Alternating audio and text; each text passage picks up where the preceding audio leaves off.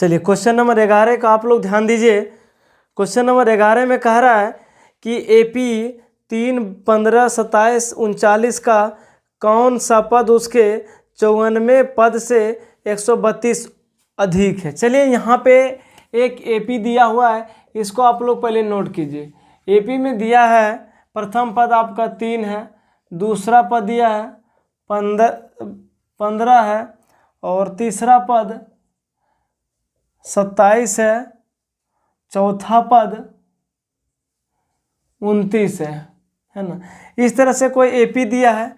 प्रश्न में कहना है कि 94 पद से, है ना, 94 पद से 132 अधिक होगा। वो कौन ऐसा पद होगा जो 94 पद से 132 अधिक होगा। तो इसमें से यहाँ पे आप लोग ध्यान दीजिए, प्रथम पद आपके पास मालूम है ना। प्रथम पद मान लेते हैं कि उसका जो 94 पद से 132 अधिक है वो पद, है ना।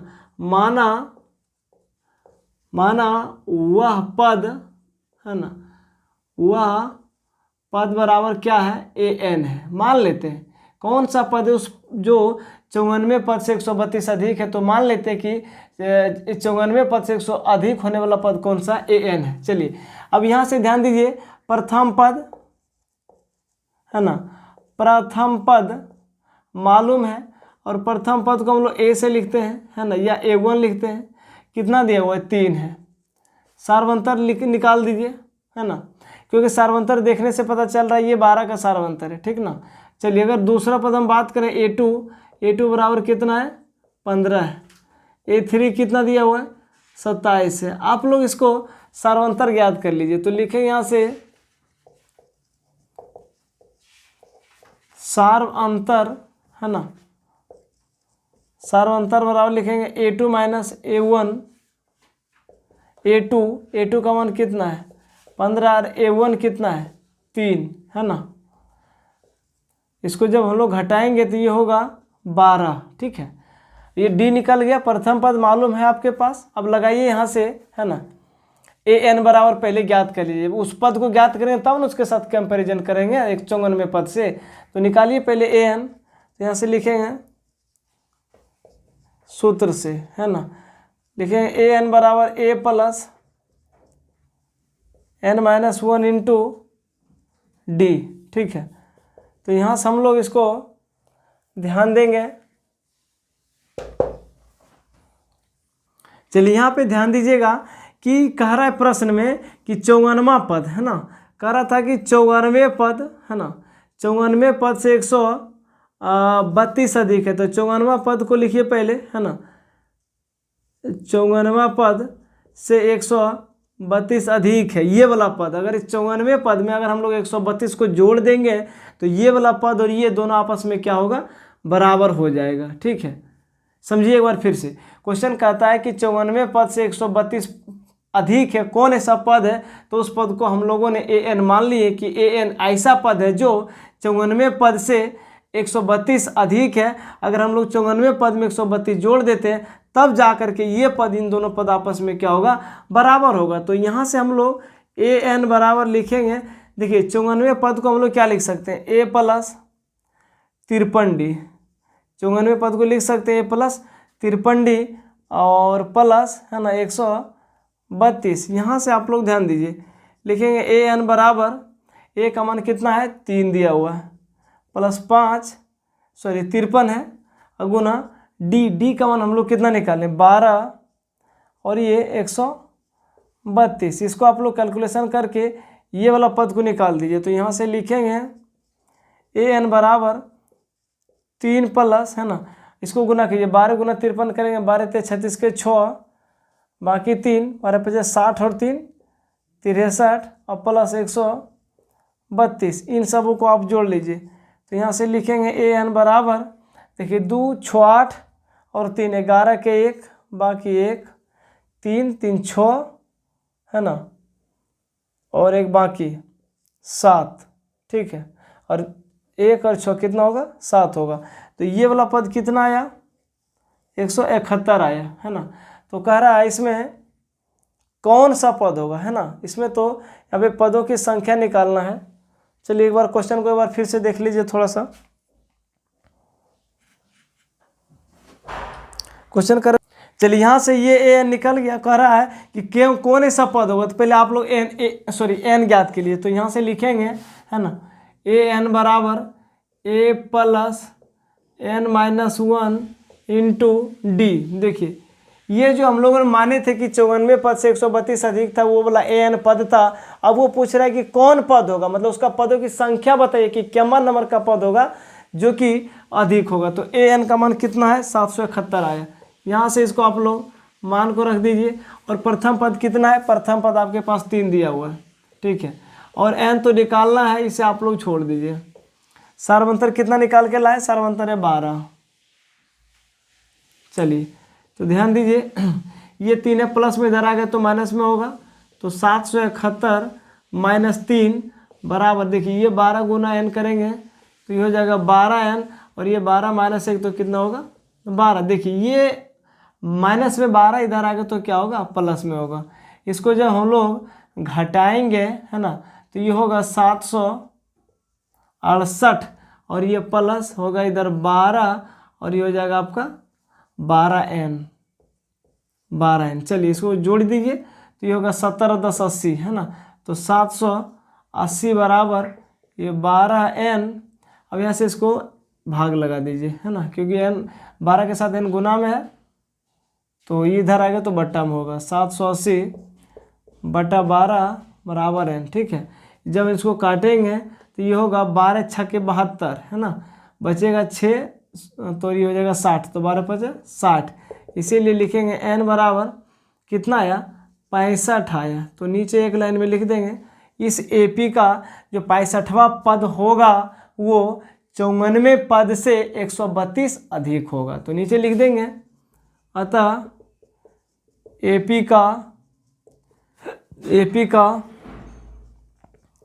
65वां पद, एपी का 65वां पद 94 पद से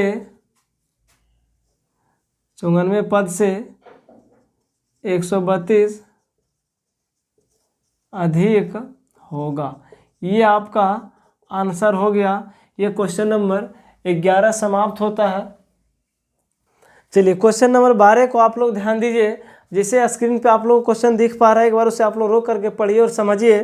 क्वेश्चन 12 में कह रहा है यदि दो समांतर श्रेणियों का सार्वंतर समान है, यदि इनके 100वें पदों का अंतर 100 है, तो इनके 1000वें पदों का अंतर क्या होगा। यहाँ पे क्वेश्चन कह रहा है कि दो एपी है, कोई समांतर श्रेणी है जिनके सार्वंतर समान है।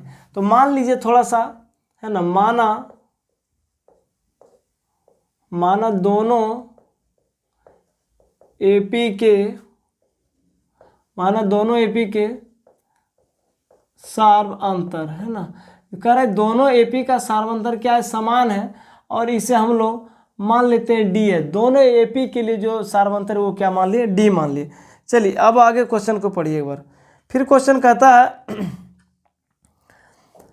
यदि इनके 100वें पदों का अंतर 100 है। मान लीजिए एक बार क्या कीजिए, है ना, 100वें पदों का अंतर 100 कह रहा है, तो मान लेते हैं एक एपी का 100 पद, है ना, और दूसरा एपी का बड़का एपी, एक छोटा में ए मान लीजिए, एक बार बड़ा में ए मान लीजिए, है ना, इसका भी 100वां पद, है ना। तो दोनों एपी का अंतर कितना कह रहा है, 100 है। तो यहाँ से हम लोग इसको लिख सकते हैं 100। अब बताइए इस एपी को 100वां पद कह रहा है, तो इसको हम लोग लिख सकते हैं ए प्लस 99D, है ना, इसको लिख सकते हैं प्लस 99D। और ये माइनस ए, है ना, इसको भी लिख सकते हैं ए प्लस 99D बराबर कितना, 100, ठीक है। अब यहाँ से आप लोग ध्यान दीजिएगा थोड़ा सा, है ना, यहाँ से हम लोग इसको निकालेंगे, लिखेंगे ए प्लस 99D, है ना, ये माइनस ए, और ये कितना, माइनस से गुना करें माइनस, ये भी होगा 99D बराबर 100, है ना। देखिए ये 99D माइनस में 99D प्लस में, ये दोनों कट गया, तो यहाँ से आया ए माइनस ए, छोटी ए माइनस बड़ी ए, यानी छोटी एपी माइनस बड़ी एपी बराबर कितना, 100 आया, ठीक है। अब फिर आगे क्वेश्चन कहता है, क्वेश्चन आगे कहता है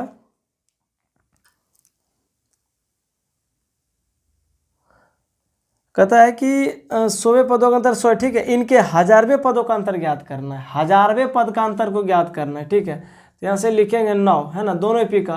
तो इसके लिए 1000 पद और इसके लिए भी 1000 पद का अंतर को हम लोगों को क्या करना है, निकालना है।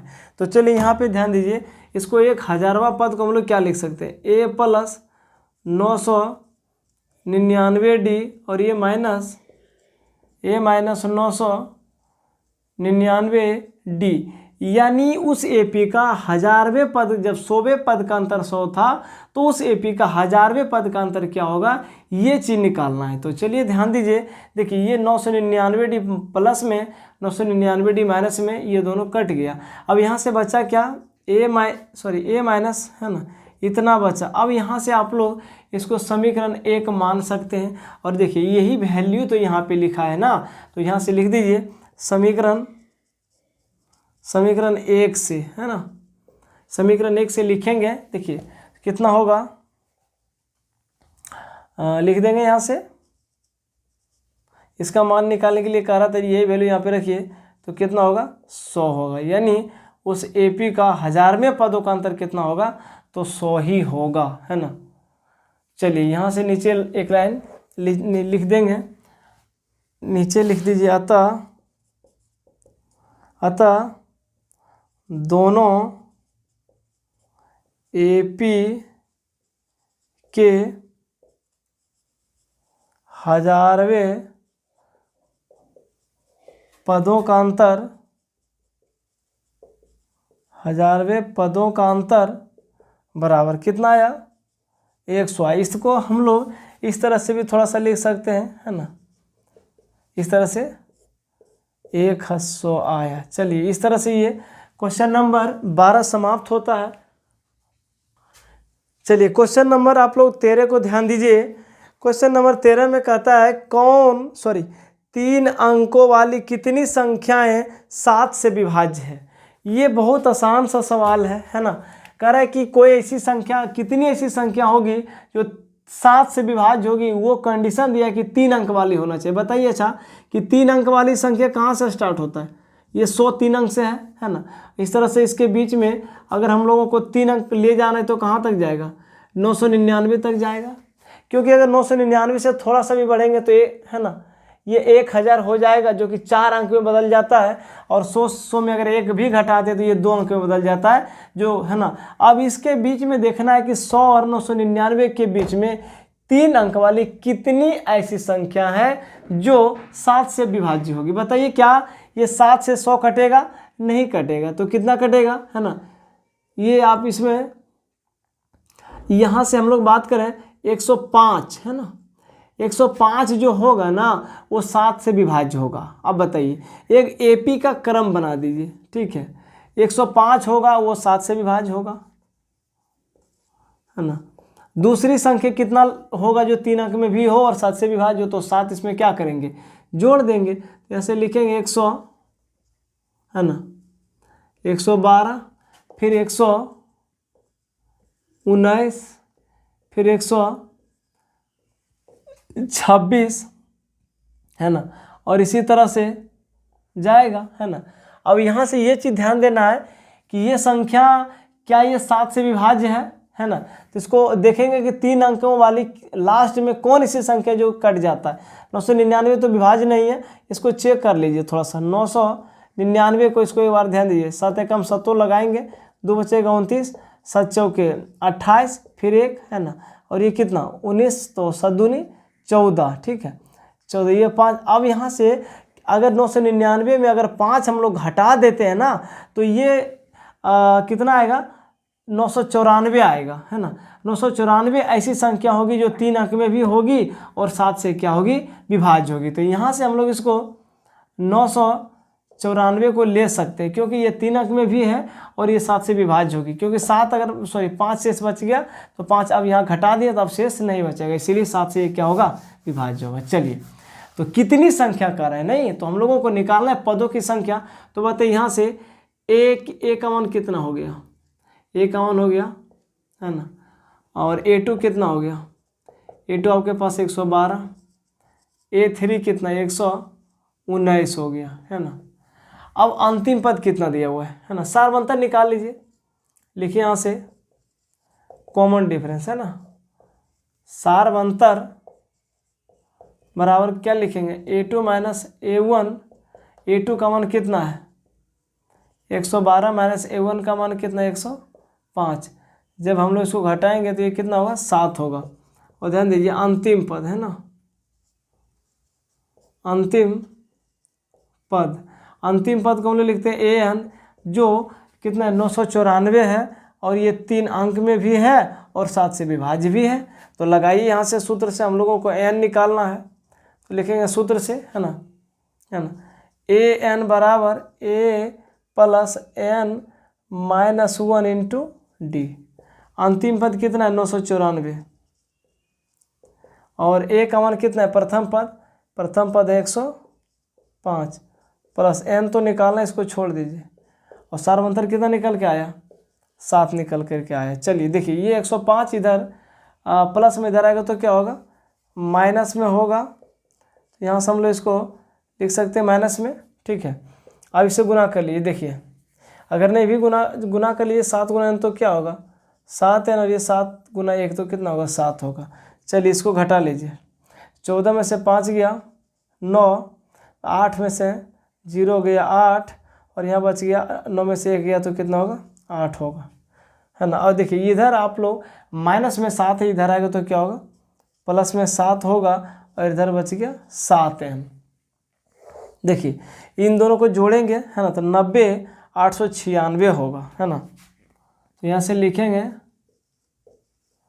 896, है ना, बराबर 7N।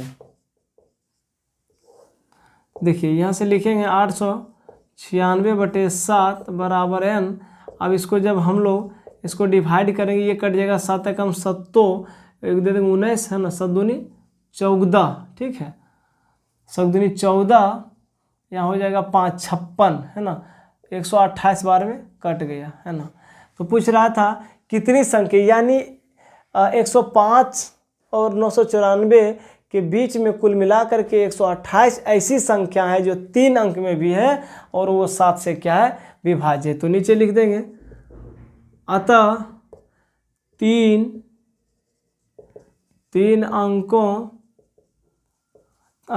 अंकों वाली 7 से विभाज्य 3 अंकों वाली 7 से विभाज्य होने वाली